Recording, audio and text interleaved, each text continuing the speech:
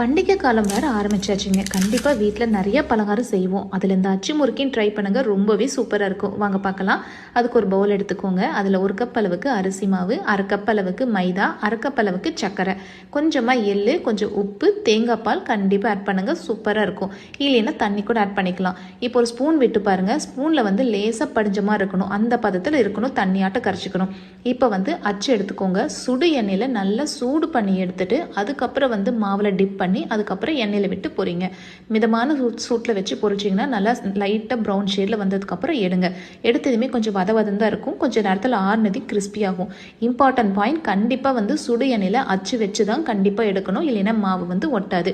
சூப்பரான கடையில் செய்கிற மாதிரியே அச்சு முறுக்கு ரெடி ஆச்சு. நல்லா கிறிஸ்பியாகவும் இருக்கும், ரொம்ப டேஸ்டியாகவும் இருக்கும், ரொம்ப ஹெல்த்தியாகவும் இருக்கும். ஸோ இந்த பண்டிகை காலத்தில் கண்டிப்பாக வீட்டில் இதெல்லாம் ட்ரை பண்ணுங்கள். ரொம்ப ஈஸியான ரெசிபி தான். கண்டிப்பாக ட்ரை பண்ணிட்டு எப்படி இருக்குன்னு சொல்லுங்கள். பாய்.